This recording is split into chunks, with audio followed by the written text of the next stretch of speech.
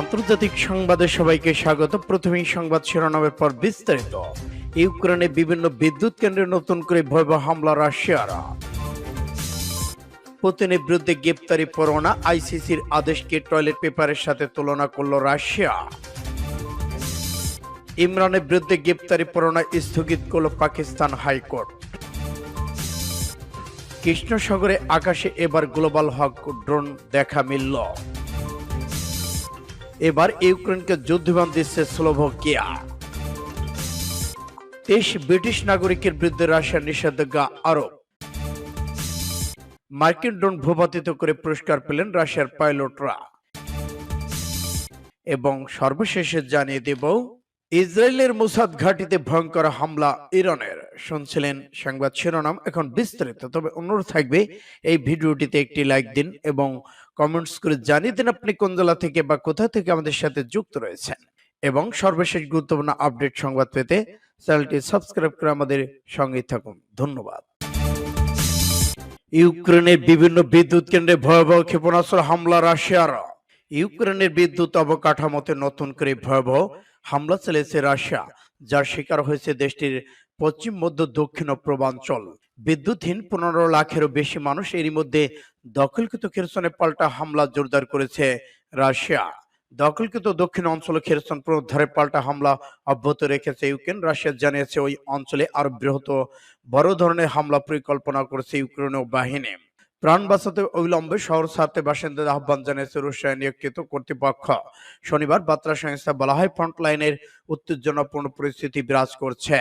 ব্যাপকভাবে গোলা সন্ত্রাসী হামলা পরিকল্পনা করেছে ইউক্রেন। 6 দিনে প্রায় 60,000 বাসিন্দাকে সরানোর পরিকল্পনা করেছে রাশিয়া।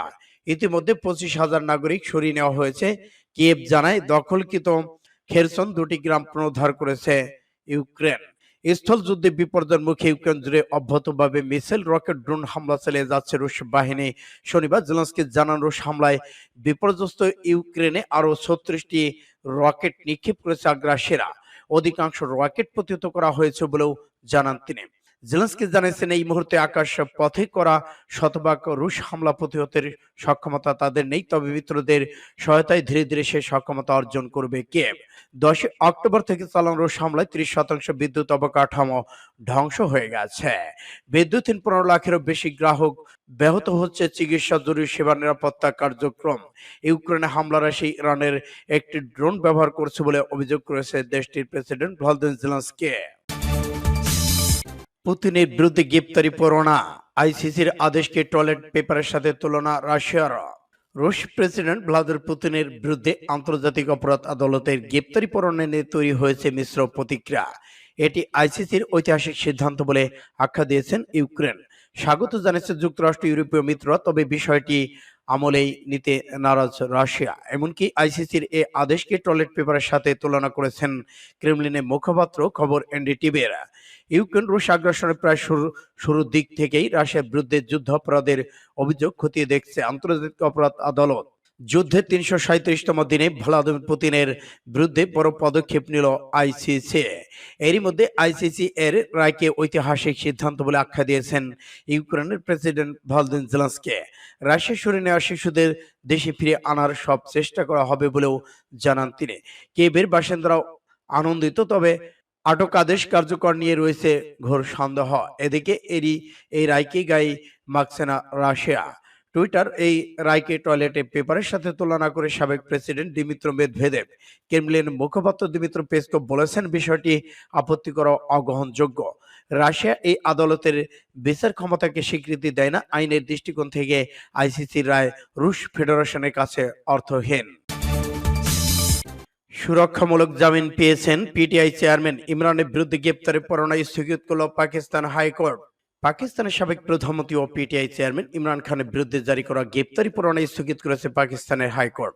ইংরেজ পত্রিকা ডন এই খবর দিয়েছে। লাহোর হাইকোর্ট ইমরান খানকে 9টি মামলা সুরক্ষামূলক আদেশ দিয়েছিল। এর মধ্যে সন্ত্রাসবাদ সংক্রান্ত 8টি মামলা ছিল। 8 মামলায় 5টি ইসলামাবাদ হাইকোর্ট দেওয়ার রায় হয়েছিল। এসব মামলা আদালত চত্বরে ভাঙচুর, পুলিশের কাজে বাধা দেওয়ার অভিযোগ আনা হয়। লাহোর হাইকোর্টের 2 বিচারপতি সমন্বয়ে গঠিত বেঞ্চ ইমরান খানকে আগামী 27 মার্চ পর্যন্ত সুরক্ষামূলক জামিন দেওয়া হয়। এছাড়া ইসলামাবাদ মামলায় 3টি 24 মার্চ পর্যন্ত একই ধরনের জামিন আদেশ পেয়েছেন তিনি। আদালতে এই আদেশের পর পিটিআই কর্মী, সমর্থক ও আইনজীবীরা লাহোর হাইকোর্ট প্রাঙ্গণে উল্লাস প্রকাশ করেছেন। এদিকে পাকিস্তান স্বরাষ্ট্রমন্ত্রী রানা সানাউল্লাহ বলেছেন, ইমরান খানের আটকের বিষয়ে সরকার আইনগত প্রক্রিয়া অনুসরণ করবে। সূত্র পাঁচ টুডে আইইবি। কৃষ্ণ সাগরের আকাশে এবার গ্লোবাল হক ড্রোন। রাশিয়ার জঙ্গি বিমানের বাধার মুখে মার্কিন নজরদারি ড্রোন পানিতে পড়ে ডুবে যাওয়ার ঘটনায় কৃষ্ণ সাগরে আকাশে যুক্তরাষ্ট্রে ফের নজরদারি ড্রোন ফ্লাইট চালু করেছে। গতকাল শুক্রবার ওই অঞ্চলে একটি কিউ ফ্লোর গ্লোবাল হক উড়িয়ে যুক্তরাষ্ট্র মিশন আবার শুরু করেছে, তবে দূরত্ব বজায় রাখছে যুক্তরাষ্ট্র। ব্রিটিশ গণমাধ্যম বলা হয়েছে, গতকাল শুক্রবার মার্কিন সামরিক বাহিনী ওই এলাকার একটি গ্লোবাল হক ড্রোন পাঠায়। MQ-9 রিপার ড্রোনটি যেখানে বিধ্বস্ত হয়েছিল সেখান থেকে প্রায় 100 কিলোমিটার দূরে ওই ড্রোনটি উড়াউড়ি করে। ফ্লাইট ট্র্যাকিং সাইট বলেছে যে কিউ ফ্লোর গ্লোবাল হক ড্রোন দক্ষিণ ও পূর্ব যাওয়ার আগে রোমানিয়া আকাশসীমা চক্কর দেয়।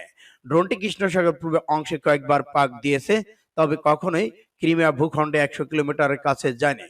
কৃষ্ণ সাগরের অংশে এই ড্রোনে মিশন স্থায়ী হয় মাত্র 2 ঘন্টা। এর আগে সেখানে সাধারণ 12 ঘন্টা উড়াউড়ি করত। তিনি আরো জানিয়েছেন, গত মঙ্গলবার ড্রোন বিধ্বস্তের ঘটনার পর এই প্রথম এ ধরনের ফ্লাইট পরিচালনা করা হলো।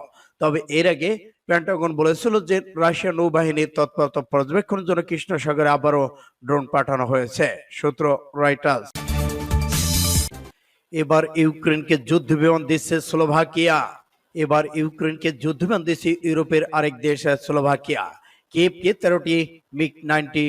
এবার ইউক্রেনকে যুদ্ধ বিমান দিচ্ছে ইউরোপের আরেক দেশ স্লোভাকিয়া। কিয়েভকে 13টি MiG-29 বিমান দেবে দেশটি। স্লোভাক প্রধানমন্ত্রী শুক্রবার বলেছে, পোল্যান্ডের পর দ্বিতীয় ন্যাটোভুক্ত দেশ হিসেবে তিনি এই ঘোষণা দিয়েছেন।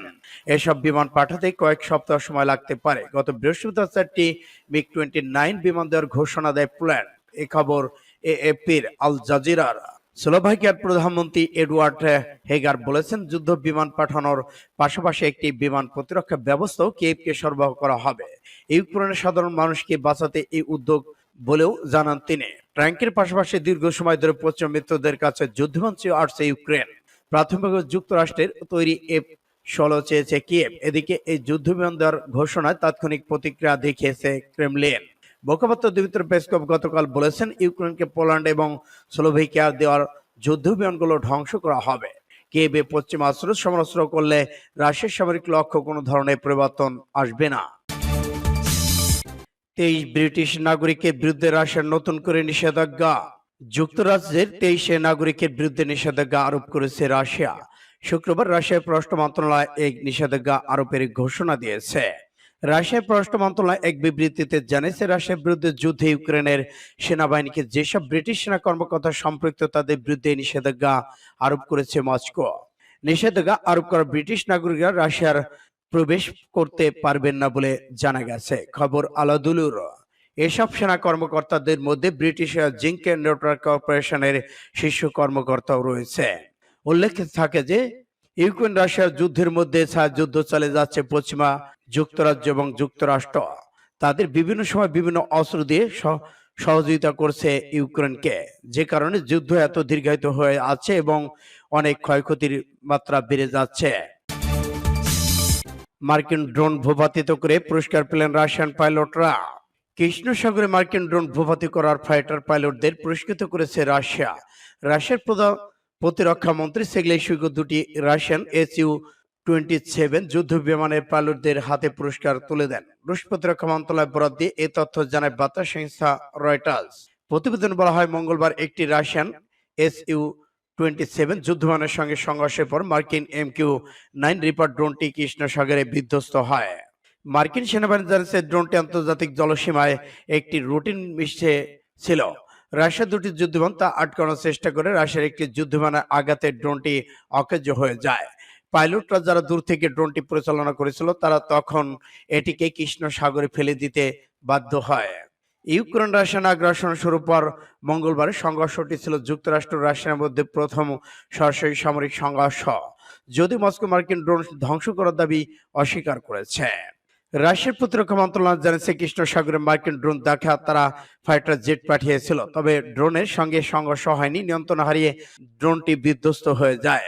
রাশিয়ার প্রতিরক্ষা মন্ত্রণালয় ঘোষণা করেছে যুদ্ধবিমানের পাইলটদের পুরস্কৃত করা হয়েছে সংঘর্ষের ঘটনায় বিষয়ে তাদের অবস্থান পূর্ণ ব্যক্ত করে মন্ত্রণালয় জানিয়েছে রাশিয়ার যুদ্ধবিমান ও ড্রোনের মধ্যে কোনো সংঘর্ষ হয়নি।